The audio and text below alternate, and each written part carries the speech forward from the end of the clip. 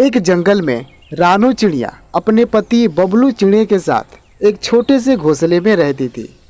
बबलू चिड़ा एक किसान था और वह जंगल में ही खेती करता था।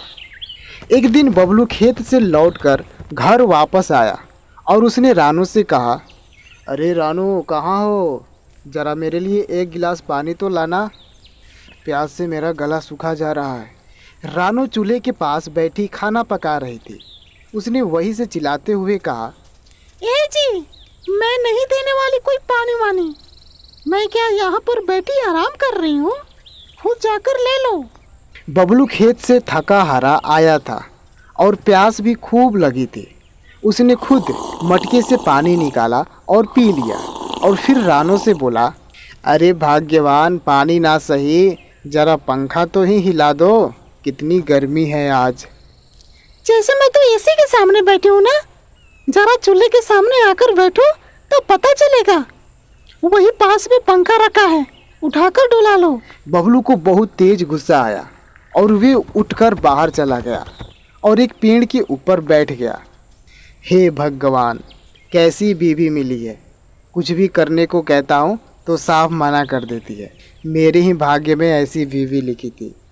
थोड़ी देर पेड़ पर आराम करने के बाद बबलू घर में खाना खाने आया। उसने रसोई में जाकर देखा तो रानू वहाँ नहीं थी, शायद अपने कमरे में जाकर सो गई थी। उसने फिर से रानू को नहीं बुलाया और खुद ही खाना परोसकर खा लिया। फिर अगली सुबह बबलू खेत पर जाने के लिए तैयार हो रहा था।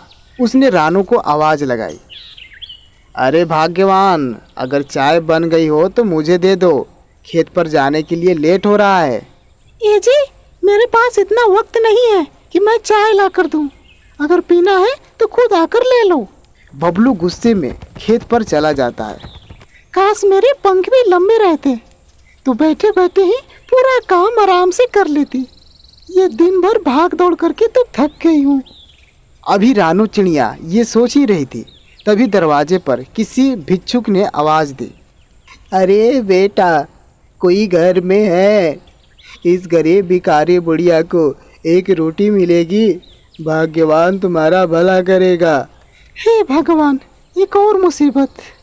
अरे बेटा, अगर नहीं है कुछ देने को तो कोई बात नहीं, मैं खाली हाथ ही चली जाती हूँ।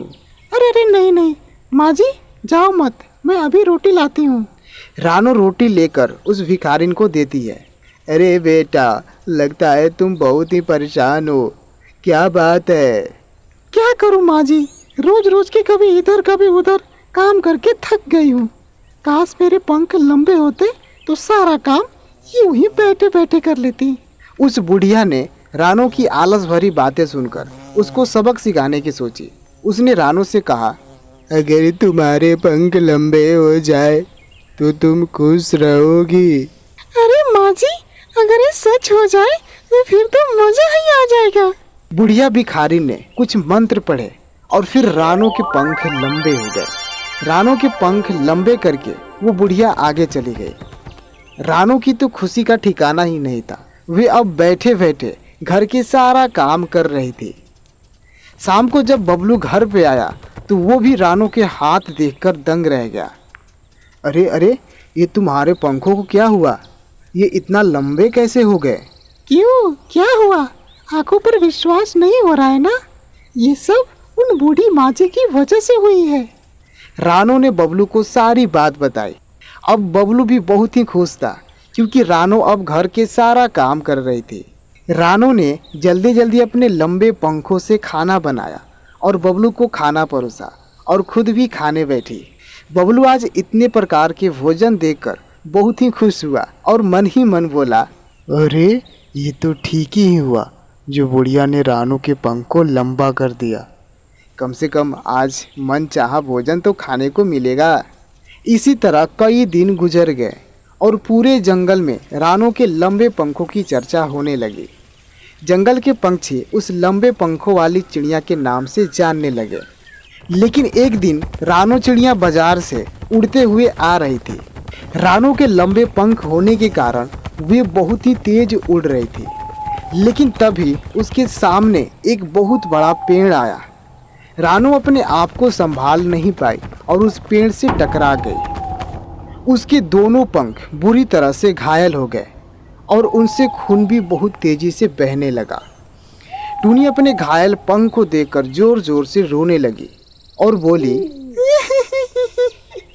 हे भगवान, अब मैं अपने पंखों के बिना कैसे उड़ूंगी? ये मेरे साथ कैसा अनर्थ हो गया? इससे तो अच्छा रहता मेरे पंख छोटे ही होते। ऐसा बोलकर रानू जोर जोर से रोने लगी।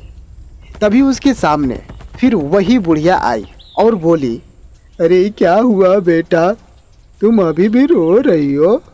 मुझे लगा तुम अपने लंबे पंखों से बहुत ही खुश होगी। माँ जी, मुझे माफ कर दीजिए, मुझे इतना आलस नहीं करना चाहिए था। मैं अब कभी भी इतना आलस नहीं करूँगी। बेटी, तुम्हें तुम्हारी गलती का एहसास हो गया, इतना ही बहुत है। मैं तुम्हारे पंख वापस कर दे रही हूँ, लेकिन तुम वादा करो कि अब कभी भी आलस नहीं करोगी। हाँ माँ जी, मैं वादा करती हूँ कि आज के बाद कभी भी आलस नहीं करूँगी। उसके बाद बुढ़िया ने कुछ मंत्र पढ़े और फिर रानू के पुराने पंख वापस आ गए। इसके बाद बुढ़िया वहाँ से गायब हो गई और फिर रानू ने उस दिन से कभी भी आलस नहीं किया और अपने पति के साथ खुशी खुशी रहने लगी।